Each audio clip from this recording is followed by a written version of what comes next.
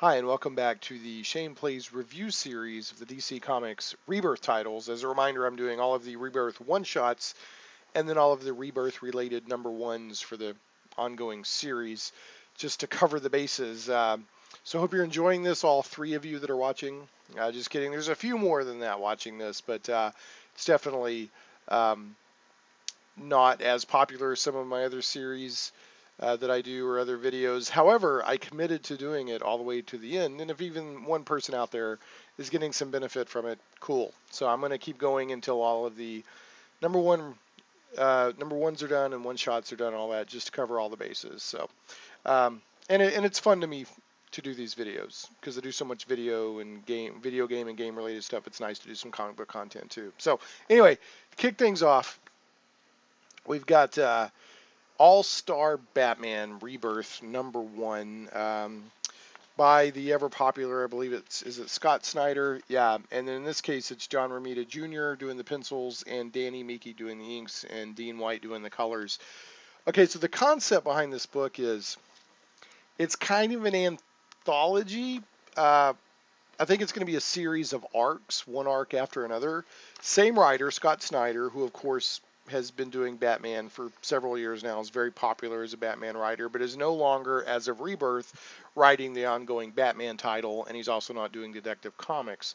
So the thing with this is the All-Star stuff they've done, and they had All-Star Superman with Grant Morrison and I think Frank Quietly, which was an amazing 12-issue series. And then they started doing several years ago an All-Star Batman with Frank Miller writing it, kind of telling Batman of the Dark Knight Returns universe before the Dark Knight Returns, like when he was in his prime, that Batman. And then it was Jim Lee doing the art on that. I think it made it 8 or 9 issues. I'm not positive. But the point of the All-Star thing is it's supposed to be All-Star creators. So you're supposed to be, really, really good in order to be on an All-Star book. This is probably the least, I'm going to invent an adjective, rebirthy of the Rebirth books that I've read so far. I guess just everything that's launching right now, they're putting Rebirth on, whether it's really a Rebirth title or not. This doesn't add anything to the Rebirth story. It doesn't reset the status quo or anything like that. It's not the main ongoing Batman. It's just a series of story arcs with Scott Snyder telling types of Batman stories that he didn't get to tell when he was on the main title. This story in and of itself, and again, before I go any further, I do spoilers in these videos. So if you don't want spoilers, shut it off now. But anyway, it's basically Batman taking Two-Face to some mysterious house somewhere to get evidently some kind of help for Two-Face, and Two-Face has put a bounty out that says anybody that can stop Batman. Oh no, Two-Face has everybody's secrets, and he says if you don't stop Batman, I'm going to tell everybody. I'm going to release all the dirt I have on everybody, and so like everybody's trying to take Batman down, including it looks like maybe Alfred, which is very strange, but we'll give it room to breathe and see what Scott Snyder does with that. On the surface of it, it seems like Alfred has turned against Batman because of that call from Two-Face. So the story, but I love John Romita Jr.'s pencils. The inks in here are very good too. The story itself is. It's okay. It didn't blow me away. I guess it's kind of neat, but I feel like I'm already getting enough Batman by reading Batman and Detective Comics and Justice League and all that. That this doesn't feel like I'm like it's not scratching an itch that I need scratched, I guess. Having said that, to see all these different artists on Batman, and Scott Snyder's a great Batman writer. I mean, he's done some really cool stuff with Batman. So we'll see how it goes. And this, I guess if you can see that, that's a big, I'm having to do this backwards, is a big batarang. which is a really great visual. And in the comic, Batman has it strapped to his back, but he doesn't actually use it. So I guess it's kind of like a big batarang slash club slash crowbar. I don't know. Very cool visual. So I don't know if I'm going to keep going with All-Star Batman. I probably will for a few issues just because it's going to be different artists and different story arcs. But this individual arc that they're on right now with Batman trying to take Two-Face, and they're not in Gotham City, as you can see there. They're out traveling in the cornfields of whatever state Gotham is in, New York or Gotham State or whatever. I don't know. Maybe it'll grow on me. Now, one thing that they're also doing in this is they have a backup story called The Cursed Wheel. And a lot of comics used to do this back in the day where you had a backup story that was shorter, but would tell a continuing story. So, and I'm actually kind of more interested in this one. He's got Duke, who is the guy in the yellow there, who was part of We Are Robin, and now Batman has taken under his wing to train him as an ally, not as another Robin. He's been very clear, we're not doing another Robin here. This is a different thing. And this backup story was kind of interesting, and I'd like to know more about Duke. So that was kind of cool. So anyway, there's my take on All-Star Batman. Not altogether sure it's necessary, but we'll see. Okay, Harley Quinn #1. I don't know. This almost seemed like... Now, let me preface this. I haven't read any of the Harley Quinn stuff since they Batgirled a couple of years ago, or about a year ago with DCU, where they just went crazy artistically with all their books, because the stuff on Batgirl, when they dramatically changed the style on Batgirl, was so successful. They kind of did that with all their books. Didn't go so well, which is why we have Rebirth now. I flipped through one or two of the Harley Quinn books at the store, and it seemed not quite as fourth wall breaking as like Deadpool, but still a little wink wink nudge nudge kind of fourth wall breaking. Harley as kind of a silly, whimsical kind of character, which she's not. She's a killer. She's a psychotic killer. But I think they've kind of, in her own book, made her more of a sympathetic character with this wacky cat. They spend like several pages introducing all of her cast of characters to people who aren't familiar with all of her cast of characters, which I'm really not. And it just seemed kind of silly and whimsical, and a little Deadpoolish, although not quite breaking the fourth wall like Deadpool does. There was also, there's this stuff here at the beginning with her and Poison Ivy. Okay, comic book writers and artists, you can have female characters be friends in comic books without them being in some sort of romantic lesbian relationship. I just want to throw that out there in case you hadn't considered that. Because there's like basically Harley, let's show some skin. And let's, Harley's like hinting around that she wants to have sex with Poison Ivy, which I guess they've done before. It's being implied here. I think I've read that somewhere. It's tiresome, to be honest. People are like, oh, we're wanting to strengthen women characters. That doesn't do it. You can have, it doesn't have to be some 13-year-old's sexual fantasy to tell the story of two women in a comic book. I just want to throw that out there. So maybe I'm being a little bit too hard on it, but it just grabbed my attention. Probably not in the way you wanted it to, artistic team. It was okay. I'm not going to keep reading it. I think Harley Quinn is one of those characters. There's some characters out there that are amazing as supporting characters or part of an overall cast like a team cast, or as a sidekick to the Joker or whatever. Not a sidekick, but as a like in the Suicide Squad movie, she was his queen. I liked how they did that. Um, I just Harley Quinn is not She's interesting to me, but she loses something when she's the star of a whimsical book. It just doesn't do it for me. So this book does not seem true to the character of the Harley Quinn that I've understood for the past what 10, 15, 20 years, something like that. So, and there's probably people that love this book. Good for you, but it's not for me.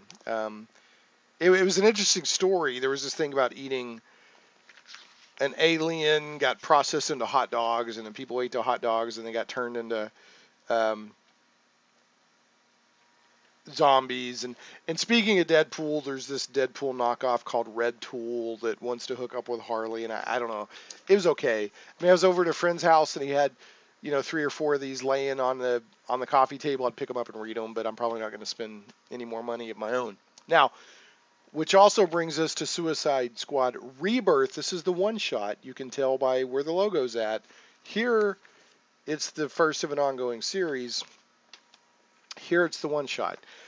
And it just reinforces how wrong this Harley feels to me when I read this. Because these are 2 books being published by the same company in the same universe, continuity-wise. And these characters are just not the same. I mean, me personally, the Harley that's in this book is the Harley that I like and that I want. She's a hardcore psycho killer who just also happens to be insane and goofy and also a little whimsical, but not whimsical like this. Not almost cartoony. This, as again, these, when it has it down here, it's the one-shot, the Rebirth one-shot. It's resetting the status quo of the series is what it's doing, reestablishing the relationships, resetting the status quo for what's to come as Rebirth continues to unfold. And in this case, at the beginning, you have Amanda Waller arguing with President Barack Obama, on shutting this. Barack Obama's like, shut the Suicide Squad down. This isn't what America does. And then, Amanda Waller's like, well, like it or not, sometimes dirty stuff has to get done to keep us safe. So, she basically talks Obama into keeping it going. Only because Rick Flag, who is a soldier of much outstanding reputation, is going to be writing herd on the whole thing. So he finally signs off on it. If I was a writer, I don't think I would take an existing person, whether it's President Obama or not, and write an entire scripted conversation with them. I just think that's weird. Maybe have them appear in the comic, but this is a pretty heavy conversation they're having, and the writer is basically, putting words into Obama's mouth. Whether you like the politics of Obama or not, that's kind of weird to me. So, I don't know. Anyway, so it also turns out that Colonel Flag is in Guantanamo Bay because he crossed the wrong person, made the wrong person upset, and that person. I'm going to try to adjust some of the lighting here. Whoops. Hold on. What happened to all my lighting? My lighting got all messed up. Anyway, he got to cross the wrong person. That person got mad at him, had him accused of being a terrorist, and threw him in Guantanamo Bay. So he's in Guantanamo Bay, but he's still a fine, upstanding soldier at heart. And Amanda Waller talks him into riding herd on the Suicide Squad. The Suicide Squad, right at the beginning, man, I need to adjust the focus on this somehow or get a better camera. Can't really see that. They're dropped in the middle of a deadly mission, of course, fighting a bunch of metahumans. They're trying to get a doctor out of a bad situation. True to Suicide Squad form, they can't rescue the doctor, so they kill him, so that the enemies won't get the doctor and the secrets he has. At one point, Captain Boomerang chops off his hands. That's awful nice. And then I think Deadshot takes him out. So it's pretty classic Suicide Squad style. And at the end, they're not in the best scenario to be in, and Rick Flag shows up and says, "Suicide Squad to me," and basically, implies he's going to lead them out of danger, and they're following him. So, I haven't read Suicide Squad in years. I read it back when it first came out in the 80s, when Ostrander was writing it, and I loved it. I thought it was cool, Task Force X and all that. I've kept up off and on with Suicide Squad here and there. I enjoyed the Suicide Squad movie. I enjoyed the animated Batman Assault on Arkham, which was basically a Suicide Squad movie with a little bit of Batman in it.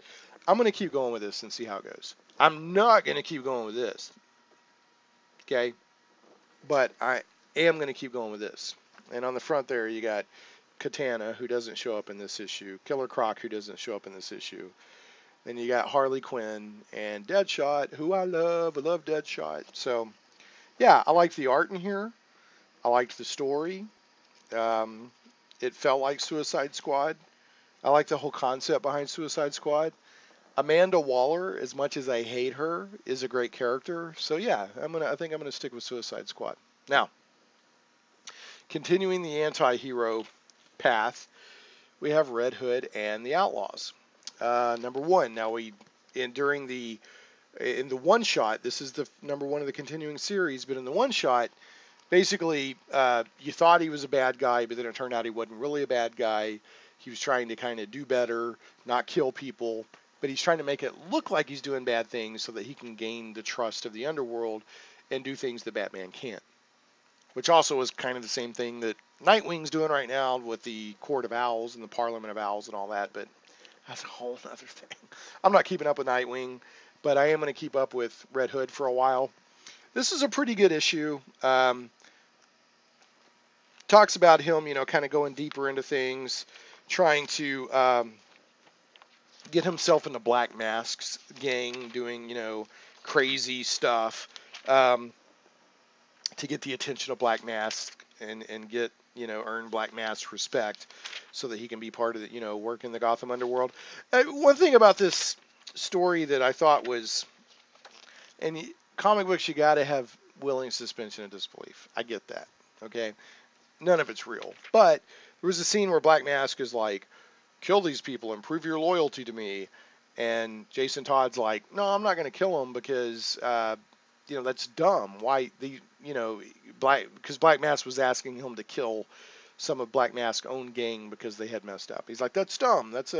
He said, dead men make lousy henchmen. He said, if you're asking me to kill them, I'll pass things, and so should you. Dead men make lousy henchmen. And then he said, Black Mask says, well, I like your reasoning, or I respect your reasoning, but I have a business to run, so he hits a button and kills them all. And then he says, I like a man who follows his own moral code. It shows character. I think Black Mask would have been like, you're not going to follow my orders? Bang, you're dead. But anyway, I guess the writer has to find a way. And who's writing this? This is, let's see if I can find out. Scott Lobdell. Story and art by Dexter Soy. I guess he's doing the pencils and the inks, and then the colors are Veronica Gandini. So I like the art. I liked the story. Other than that one thing, but I guess that's a difficult path to walk where it's like, I'm going to be in the underworld where people are killing people and life is cheap, but yet I have to maintain my hero code and not kill people because he promised Batman I won't kill anybody. So, in Red Hood for a while was basically like a Punisher character that would just kill people willy-nilly, so I guess they're trying to bring him back from that ledge, that dark line. Well, he already crossed it, he already went over the ledge, so I guess he's trying to come back. But anyway, yeah, this is good. And at the very end, he hooks up, or not hooks up, Artemis is introduced.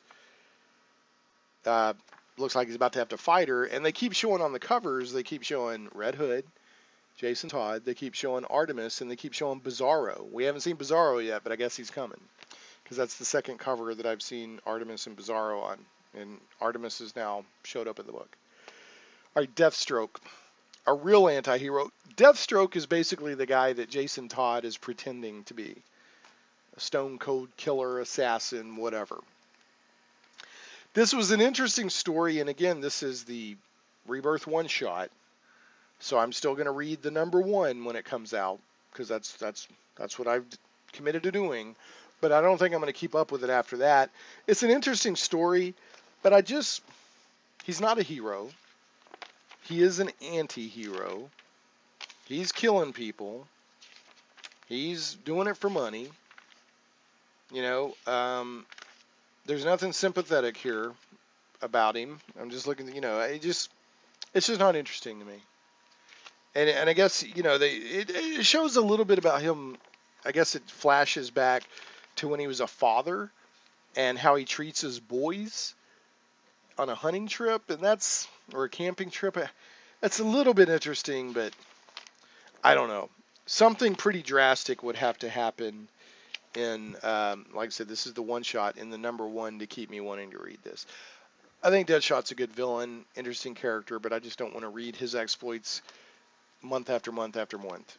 He's a month. But it was okay. The art's fine. The story was fine. Had some good action in it. I mean, Deadshot basically acted like Deadshot should act, which is like a stone cold killer for hire.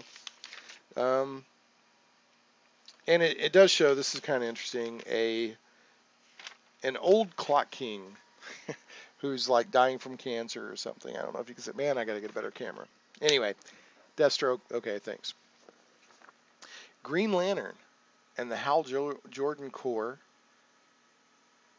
No, Hal Jordan and the Green Lantern Corps, number one. We did the Rebirth one shot in a previous video, and that was pretty neat, where he didn't have a ring.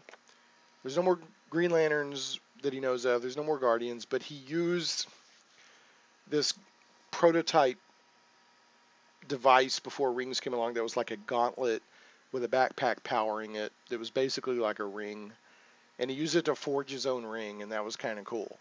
But when he did that, like, it kind of sent echoes through the color spectrum of power, and people were like, oh, something bad just happened. So hopefully they'll follow up on that. And the Green Lantern Corps had kind of disappeared. Well, in this, Hal's back, of course, flying around as a Green Lantern. Sinestro, who was old and decrepit, basically ate the Parallax entity and got young and rejuvenated and is like, let's go control the universe through fear. He's like, we got there. I think he said establishing order was easier than keeping it. So he's like, now we have to keep order through fear. So he's sending his Yellow Lantern Corps out to rule through fear. His daughter, who I guess he used as a dupe to get the universe's trust, is like, oh, this isn't good. And he's like, basically like, I don't care if you think it's good or not. He's being a jerk daddy. Hal Jordan fights some Yellow Lanterns because he's trying to track down where the Green Lanterns went. And at the very end, the Green Lanterns come back. So since I haven't been keeping up with any of the Green Lantern books before Rebirth, although I'm enjoying Green Lanterns, which is the buddy cop comic with Simon and Jessica's rookie Green Lanterns, I don't really know a lot of what's been going on with Green Lantern in continuity. But I did like this book. I'm going to keep up with it. Had some good action in it. Boy, I wish I could show you better what's going on here, but there's an alien here that has 3 faces, and each face has a different personality. And there's an alien here, a Yellow Lantern, that kind of looks like Chemo. The villain Chemo is like this membrane that has stuff inside of it, fluid and like a skull and stuff like that. It just looked really neat. So the imagination of the aliens that I've seen so far in this book has been really good, because they're showing all these different aliens for the Yellow Lantern Corps and the Green Lantern Corps, and pretty impressed. So I liked it. After having read the one-shot Rebirth and now the number one, I'm definitely going to stick with Hal Jordan and the Green Lantern Corps for a while. I'm not quite sure where. The Green Lantern Corps show back up, and they're like beat up. I think in issue number 2, which I've already read, like one of them dies. One of the Green Lanterns just dies on the table from its injuries. So I'm curious. I'm not sure what all happened there. So I want to know more. But you got John Stewart. You got Guy Gardner. You have Kilowog, you know, all those classic Green Lanterns and a whole bunch of others. So interesting to see what's going on. And then finally, last but not least, you have Superwoman. Now going into Superwoman, I had no idea I didn't know anything about it. I didn't know who Superwoman was. Uh, Even though I think over in Action Comics they basically said, but I read that issue after reading this. And I'll just say right now, Superwoman is two people. Superwoman is Lois Lane, and Superwoman is Lana Lang, who are, of course, very important women in Superman's life. Now, in the New 52 continuity, which has been for about 5 years now, which is now kind of the Rebirth continuity. Remember, it's not a reboot. It's kind of a change in the creativity and the status quo of how the stories are being told. Lois Lane and Clark Kent never hooked up. They were just good friends. And Superman and Wonder Woman were like, what's up? And they were a thing. Which to me makes so much more sense. I've never really liked Lois Lane as Superman's girlfriend. I've always thought it's dumb. It makes so much more sense to me for Wonder Woman and Superman, you know, Diana and Clark. I loved it when I saw it in the New 52. Everything I read with them in it just made so much sense to me. But whatever, because most people for, you know, decades, you know, let's see, 1930s something, 60, it's been 60, 70 years since Superman came out. Most of the time his girlfriend's been Lois Lane. That's just how it is. I get it. So anyway, Lois Lane and Lana Lang, who is his friend in high school growing up, knew his secret. Lana Lang, just a good friend of his. Some continuities and storylines, you know, they were boyfriend, girlfriend, or whatever. But anyway, they were there when Clark died, the New 52 Superman, and he kind of went out in this big flash of energy, and they absorbed the energy, and that's how they got their powers. So you've got Lois in the more classic Superman uniform, and then you got Lana in more of a red Superman, and it's kind of evocative of the Superman red, Superman blue thing that, you know, in the 90s they did the Superman red and Superman blue, and I think that was kind of an homage to a previous thing that had happened before with DC Comics with the Superman red, Superman blue thing. So there's Lana doing her thing, or Lana. She's more energy based, and then Lois Lane is more classical, physical, you know, powers, breath, strength. They can both fly, but Lois has the heat vision, super strength, you know, invulnerability. I'm assuming the Lana is kind of invulnerable too, but there's Lois. So Lois basically goes to Lana and says, "Will you train me like you helped train Clark?" And they end up, at first they're like, no way, but then they end up kind of working together and kind of forging a partnership, and they kind of work together to be super. And it's not bad. I'm kind of struggling if I'm going to keep going with it or not. One thing I liked about it is it's Phil Jimenez doing the art, and as you can see from, I mean, his artwork is dense, so you can't just read through this book in 2 seconds. I mean, there's a lot going on. You don't just breeze through it, and that's been kind of a hallmark of his artwork. And you know, I think that George Perez was an influence of his. I assume that because I see a lot of George Perez's style in his. So I don't know. I thought it was neat. I thought it was interesting. Interesting concept. I don't know. We'll see. And they make it look like at the end that the Lois Lane Superwoman gets killed, but of course, you know, she's not. That's not what's going to happen. But they did say the next issue is called "Who Killed Superwoman," but we'll see. I liked it. I don't. It just kind of seems like out of left field to suddenly have both Lois Lane and Lana Lang with superpowers carrying on the S symbol on their chest. But stranger things have happened. I'll probably give it another issue or two and see how it goes. I liked it for the most part. It was interesting. it's cool. It's almost like another buddy cop thing because you got with the Green Lanterns, you have um, Simon and Jessica who don't really get along really well, but they have a common purpose in being Green Lanterns, so they're learning to work together, and that's kind of what's going on here. Because Lana and Lois don't really get along all that well. Lana's kind of a reluctant member of the partnership. Lois is all for it. And Lana has kind of the brains and the experience because Lois will, like, what do we do here? Um, so I don't know. I kind of liked it. I'll probably check it, give it at least another issue and see how it goes. So let's see. Go through here. Whoa, Superman? Yeah. Or Superwoman? Not bad. I'll probably pick it up another one.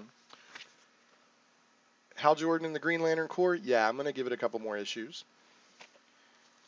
Deathstroke? Nope. Not that it's a bad art or story, but it's just not for me. Red Hood and the Outlaws, I'm going to give it a couple more issues to flesh out, see how it goes, see what's up with Bizarro and all that. I like it better than Nightwing. I've already decided not to go with Nightwing. But again, it's not an absolute must for me, but I like it so far. We'll see how it goes. Suicide Squad, yeah, I'm going to give it a few issues and see how it goes. I like the Suicide Squad, so this is a good chance or a good point to start back up with it. Harley Quinn, no, it just doesn't make sense to me. Especially these two books just don't seem like they fit in the same universe together to me. But there's probably people that love this Harley Quinn, this style. More power to you. It ain't my thing. All-Star Batman, I just don't know. Like I said, it just doesn't feel necessary to me. One reason I'm considering continuing with it is because it's going to be different arcs with different. So I think it's going to be the same writer, Scott Snyder, but it's going to be a different art team with each arc. So that might be worth keeping up with to see how it goes. But there's nothing really rebirthy about this book. I guess it's just got Rebirth on it because it came out while Rebirth is in the middle of launching all its titles. So there you have it. Clear as mud, subjective as it gets, no facts at all, just my opinion. And speaking of opinions, I'd love to get your comments or questions on the YouTube video. And please leave this a thumbs up, a like on YouTube. That helps me a lot. And make sure to subscribe to the channel if you haven't already. We'll catch you next time on Shameplay.